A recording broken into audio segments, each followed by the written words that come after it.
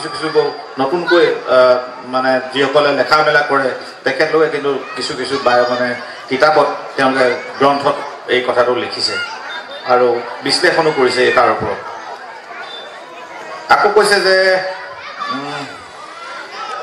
দেও পৰৰ ঘৰৰ দেৱে এৰিলে পৰৰ দেৱে পায় পৰৰ দেৱে এৰিলে ৰখাতলে যায় ইয়াৰ অৰ্থ এইটোৱে হৈছে যে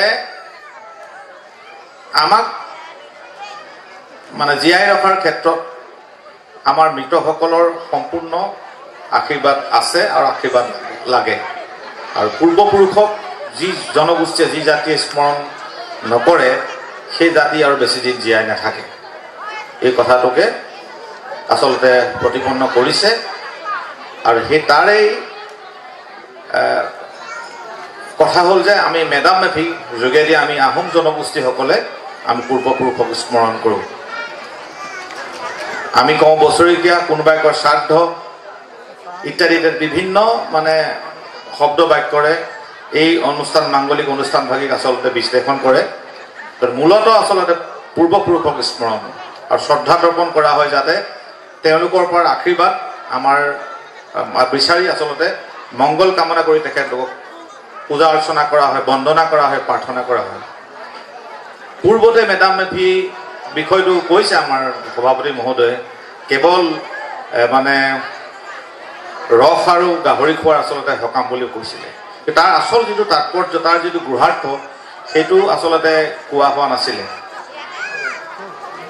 পৰৱৰ্তী সময়ত লাহে লাহে যেতিয়া মেডাম মেফিৰ অলপ বহল ক্ষেত্ৰলৈ আগবাঢ়ি গ'ল অনুষ্ঠান প্ৰতিষ্ঠানবিলাকে পাতিবলৈ ল'লে দল সংগঠনবিলাকে পাতিবলৈ ল'লে জাতীয় সংগঠনবিলাকে যেতিয়া অনুষ্ঠিত কৰিবলৈ মানে সামাজিকভাৱে অনুষ্ঠিত কৰিবলৈ ল'লে তাৰ যিবিলাক তাৎপৰ্য তাৰ যিবিলাক গূঢ়াৰ্থ তাক কেনেকৈ পূজা কৰা হয় কেনেকৈ আপোনাৰ পূৰ্বপুৰুষক স্মৰণ কৰি কাৰ কাৰ যোগেদি নিজক এই জাতিটো বা পৰিয়ালটো জীয়াই ৰাখিবৰ কাৰণে সুস্থিৰ কৰি ৰাখিবৰ কাৰণে মংগল কৰি ৰাখিবৰ কাৰণে আচলতে স্মৰণ কৰা হয় সেই কথাবিলাক আচলতে লাহে লাহে পোহৰলৈ আহিলে তেতিয়া আমিও কথাটো গুৰুত্ব দিলোঁ যে মেডাম মেফি মানেনো কি আমাৰ এটা ধাৰণা আছিলে নিজৰো আমাৰ ধাৰণা আছিলে মেডাম মেফি মানে আমি মানে গাহৰি খোৱা আৰু লোকলাও খোৱা বা সাঁজ খোৱা বা ৰস খোৱা এইটোৱে আচলতে বুলি ভাবিছিলোঁ কিন্তু পিছত দেখা গ'ল যে মে শব্দৰ অৰ্থ বেলেগ দামৰ অৰ্থ শব্দ বেলেগ আকৌ মে অৰ্থ বেলেগ ফি অৰ্থ বেলেগ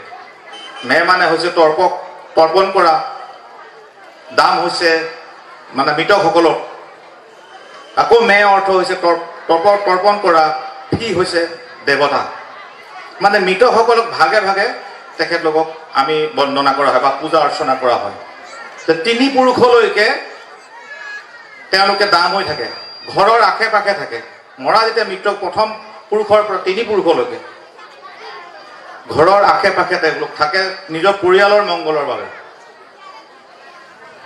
তিনি পুৰুষৰ ভিতৰত অৰ্থাৎ চতুৰ্থৰ পৰা ষষ্ঠলৈ তেওঁলোকে আমি যিটো কওঁ যে স্বৰ্গলৈ গতি কৰে মেডাম মেফি বা মানে আমাৰ পূৰ্বপুৰুষৰ আত্মাবিলাক স্বৰ্গলৈ যায় ঈশ্বৰৰ লগত ভগৱানৰ লগত বিলীন হৈ যায় সেই বিলীন হৈ যাবৰ কাৰণে তেওঁলোকে প্ৰস্তুত হয় সেই চতুৰ্থ আৰু ষষ্ঠ এই তেওঁলোক চতুৰ্থই তৃতীয় মানে জেনেৰেশ্যনলৈ মানে তৃতীয় মানে পুৰুষলৈ তেওঁলোকে দায়িত্ব দি থৈ যায় তেওঁলোকে স্বৰ্গলৈ গতি কৰে বুলি কয় তাৰপিছত ষষ্ঠৰ পৰা নৱমলৈ তেওঁলোকেও আকৌ নিজৰ পূৰ্বপুৰুষক মানে নিজৰ সতি সন্ততিক প্ৰথমৰ বা তৃতীয় পুৰুষলৈ আহি থকা তৃতীয় পুৰুষৰ ভিতৰত প্ৰথম আৰু তৃতীয় পুৰুষৰ ভিতৰত দায়িত্ব অৰ্পণ কৰি থৈ যায় এইটো এটা আমাৰ আহোমসকলৰ মানে বিশ্বাস আৰু ন পুৰুষৰ ষষ্ঠৰ পৰা আকৌ ন পুৰুষৰ পৰা 21 পুৰুষলৈ আচলতে পুৰুষৰ পৰা পুৰুষলৈ 21 পুৰুষলৈকে নিজৰ সতি সন্ততি নাতি পৰিণাতি সকলোকে মংগলৰ কাৰণে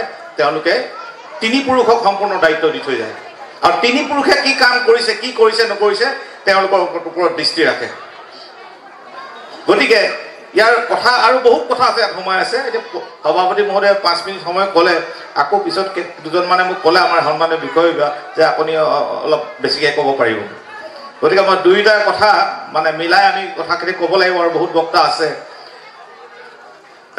তেনেকৈ আচলতে আমি স্মৰণ কৰা হয় আৰু এই যে লোকলাও দিয়া হয় বা সাজ দিয়া হয় গাহৰি দিয়া হয় ইয়াত দুটা ভাগত কৰা হয়। এটা ফ্ৰালুং বুলি কয়। ফ্ৰালুং এটা আপোনাৰ ফল মূল বা এটা নিৰামিষ, যিটো নিৰামিষ ফল মূল ইত্যাদি অন্যান্য সামগ্ৰী আচলতে পূজা কৰা হয়। আৰু এটা আছে বানফি, তাত মানে মাছ বা মাংস, বিশেষকৈ মাংস গাহৰি দিয়া হয়। আৰু এইটো জনগোষ্ঠীসকলৰ এটা প্ৰকৃততে একেবাৰে জন্ম মানে সৃষ্টিৰ পৰাই আচলতে এইটো স্মৰণ কৰাৰ ক্ষেত্ৰত এইখিনি আচলতে প্ৰাধ্যক্ষ দিয়া হয়, বা তেওঁলোকক এইখিনি মানে তেওঁলোকক প্ৰাৰ্থনা কৰিবৰ কাৰণে, তেওঁলোকক সন্তুষ্ট কৰিবৰ কাৰণে আচলতে এইখিনি মানে সামগ্ৰী দিয়া হয়।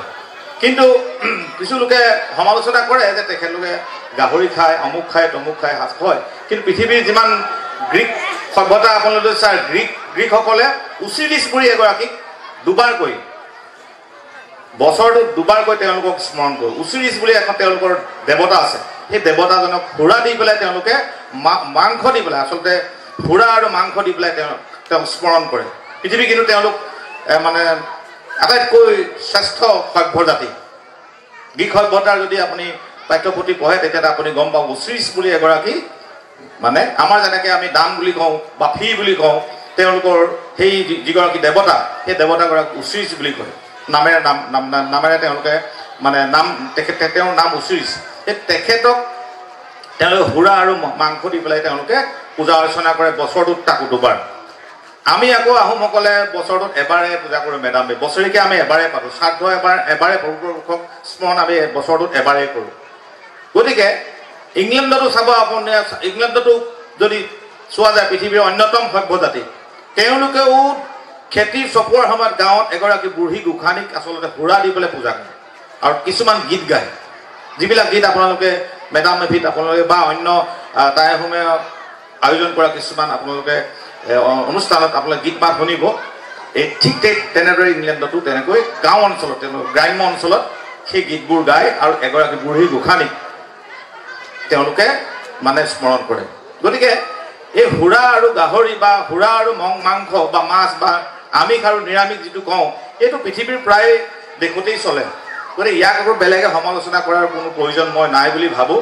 প্ৰত্যেক জাতি জনগোষ্ঠীয়ে আচলতে নিজা নিজা পৰম্পৰাৰ, নিজা নিজা নিয়ম নীতিৰ মাজেদি নিজৰ নিজৰ পূৰ্বপুৰুষৰ স্মৰণ কৰে। আৰু আমাৰ পূৰ্বপুৰুষক স্মৰণ কৰাৰ লগতে যিখিনি আমাৰ মই ক'লোঁ যে তিনি পুৰুষ মানে পুৰুষৰ কথা ক'লোঁ 21 পুৰুষলৈকে, আৰু এই পুৰুষসকলৰ লগতে আকৌ আমাৰ প্ৰকৃতিৰ যিসকল শক্তিধৰ আছে, শক্তি আছে, সেইসকলক পূজা কৰা হয়। খাওখাম মানে আপোনাৰ অন্ন আৰু জলৰ অধিপতি, আইলেণ্ড ইন পৃথিৱী, আমি য'ত থিয় হৈ আছোঁ তেওঁক স্মৰণ কৰা হয়। মুটকুম টাইকুম, সূৰ্য আৰু চন্দ্ৰক আচলতে পূজা কৰা হয়। চিত লামচাম, সপ্তশক্তি, বজ্ৰ বিজুলী, ঢেৰেকণি, বৃষ্টিপাত ইত্যাদি ইত্যাদি। এই প্ৰাকৃতিক দুৰ্যোগৰ যিখিনি মানে আচলতে হয়, প্ৰাকৃতিক দুৰ্যোগ এটা হ'লে কেনেধৰণৰ আমাৰ পৰিস্থিতি হয়, সেই সপ্ত শক্তিক মানে পূজা অৰ্চনা কৰে। জাচিংফা, জ্ঞানৰ গৰাকী। আমি যেনেকৈ সাধাৰণতে আমি হিন্দু ধৰ্মত সৰস্বতী, এতিয়া সৰস্বতী পূজা আহি আছে, এই সৰস্বতীক আমি স্মৰণ কৰোঁ যে জ্ঞান পাবৰ কাৰণে, বিদ্যা পাবৰ কাৰণে, বিদ্যা আমাক দিবৰ কাৰণে আশীৰ্বাদ বিচাৰি সৰস্বতীক আমি স্মৰণ কৰোঁ। ঠিক তেনেকৈ জাচিংফাক স্মৰণ কৰা হয়। তাৰপাছতে আপোনাৰ আছে লেংডন, স্বৰ্গৰ অধিপতি। স্বৰ্গৰ অধিপতিক আমি, স্বৰ্গ এখন আছে বুলি আমাৰ সকলোৰে বিশ্বাস আছে। এই স্বৰ্গৰ অধিপতি হৈছে লেংডন, এই লেংডনক স্মৰণ কৰা হয়। ৰাখিন বাখিন, অপদেৱতা। আমাৰ হিন্দু ধৰ্মৰ মতে কোৱা হয় যে ৰাহু কেতু শনি মঙল এইবিলাক বেয়া আছে, বোলে চাউল একোটা খুৱাব লাগিব কোলা ৰঙাই, হাঁহ এটা আনিলে কোলা বা ৰঙা হাঁহ এটা আনিলে, দাইল আনিলে কোলা, বোলে কি মাটিমাহ দিলে ইত্যাদি তেনেধৰণে বোলে কৈছে। যিটো হয় এইটো ৰাখিন বাখিন, তেখেতলোককো আকৌ স্মৰণ কৰিবলগীয়া হয়। তেওঁলোকে বেমাৰ আজাৰ ইত্যাদি ব্যাধিবিলাক, তেওঁলোকে ব্যাধিৰ অধিকাৰী। এই ব্যাধিৰ অধিকাৰীয়ে যাতে ব্যাধি দি পেলাই জাতিটোক মানে আমনি কৰিব নোৱাৰে, তাৰ বাবে তেওঁলোকক এখন শৰাই দি পেলাই স্মৰণ কৰা হয়।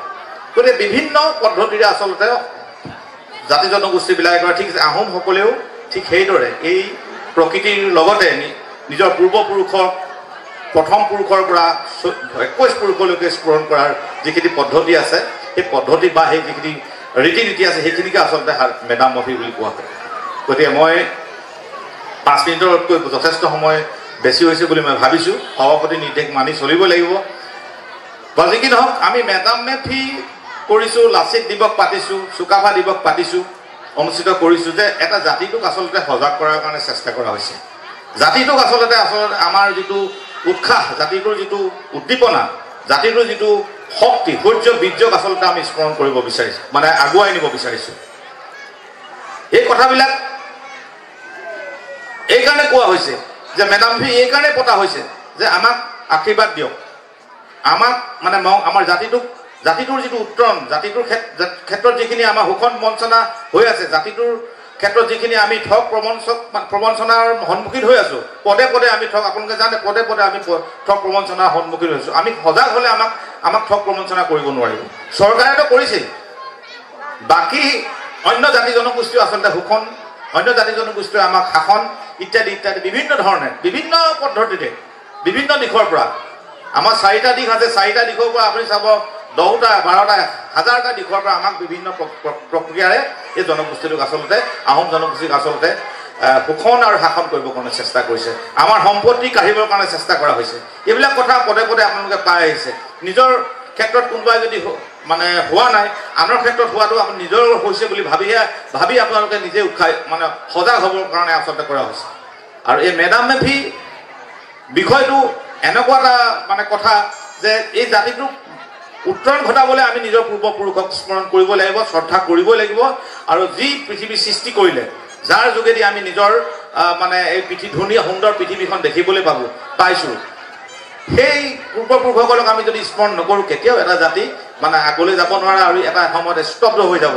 আৰু পৃথিৱীত আপোনালোকে চাব যে বাতৰি কাকত যদি চাই ভালদৰে আপোনালোকে দেখিব, প্ৰত্যেক দিনেই প্ৰত্যেক বছৰে এটা ভাষা লুপ্ত হৈ গৈ আছে, এটা জাতি লুপ্ত হৈ গৈ আছে। কিন্তু আমাৰ আহোম জনগোষ্ঠীটোৱে যে লুপ্ত হ'বলৈ আৰু বেছি দিন নালাগিব। যেনেধৰণে আমাৰ প্ৰতি আমাৰ কাৰণে সাংস্কৃতিক আগ্ৰাসন হৈছে, যেনেদৰে অৰ্থনৈতিক আগ্ৰাসন হৈছে, যেনেদৰে ৰাজনৈতিক মানে আমাক মানে শোষণ হৈছে, কেৱল আমাৰ পৰা সময়তহে শক্তিটো লয়, তাৰপাছত আমাক এৰি দিয়ে। নিৰ্বাচনৰ আগত আমাক আহোমতকৈ ওপৰত কোনো নাই বুলি তেওঁলোকে মানে ৰাজনৈতিক দলবিলাকে মানে আমাক সন্তুষ্ট কৰিব বিচাৰে বিভিন্ন পদ্ধতিৰে। কিন্তু আমি কিন্তু সেইখিনি সময়ত আমি মানে একেবাৰে সহজ সৰলহে যে আমি একেবাৰে সম্পূৰ্ণৰূপে তেওঁলোকৰ লগত বিলি হৈ যাওঁ। তাৰপিছত নিৰ্বাচনৰ পিছত আমাৰ প্ৰতি চাওঁ কাৰণে আজি তাৰিখলৈকে আমাক জনজাতিকৰণ নকৰিলে। এই কথাবিলাক আপোনালোকে উপলব্ধি কৰিব। কিন্তু আমি নিজৰ জীৱনটো, নিজৰ জনগোষ্ঠীটোক, নিজৰ জাতিটোক, নিজৰ ঘৰখনক আমি কিন্তু নিজেই আচলতে আগুৱাই লৈ যাব লাগিব। আনৰ ওপৰত আমি নিৰ্ভৰ কৰিলে আমাৰ ভুল হ'ব। আজি আমি আনৰ ওপৰত নিৰ্ভৰ কৰি আছোঁ। আমাক কোনোবাই দিব, এই কোনোবাই দিয়াটো যে অৰুণোদয় কথাটো ক'লে আমাৰ সভাপতি মহোদয়, আৰু অন্যান্য বহুত আঁচনি দিছে, এই কোনোবাই দিব। এটা ৰাজকীয় জনগোষ্ঠীৰ মানুহে আজি অৰুণোদয় বিচাৰি অফিচে ঘূৰিব লগা হৈছে। ঘৰৰ সকলো কাম বন এৰি বাহিৰলৈ মানে মাহ জুৰি ঘূৰিব লগা হৈছে কাগজ এখন উলিয়াবলৈ, অফিচৰ পৰা কাগজ এখন উলিয়াবলৈ মাহ জুৰি ঘূৰিব লগা হৈছে। কিয়? দুখ আমাৰ গাতো আছে। আমি সজাগ নহওঁ। আমি যিমান শিক্ষিত হ'ব লাগিছিলে আমি সিমান শিক্ষিত হোৱা নাই। আমি শিক্ষাগত অৰ্হতাটো, যিসকলে আমি শিক্ষাগত অৰ্হতা আমি গ্ৰহণ কৰিব পাৰিছোঁ বা লৈছোঁ, সেইসকলে আকৌ আমি সেই ক্ষেত্ৰত আমি আগবাঢ়ি যোৱা নাই। আমাৰ বহুত ভুল আছে।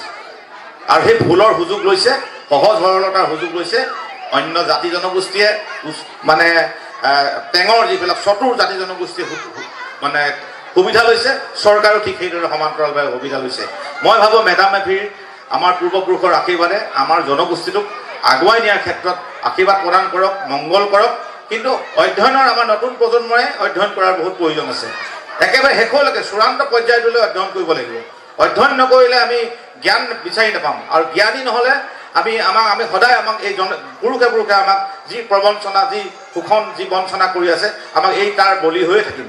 গতিকে মই বেছি কথা নকওঁ, বহু কথা কৈ আছোঁ। আৰু সভাপতি মহোদয় চাগে মোৰ ওপৰত খং উঠিছে যে 5 মিনিটতকৈ 10 মিনিট, নিৰ্দিষ্ট বক্তাই 10 মিনিট 15 মিনিট ক'ব পাৰে।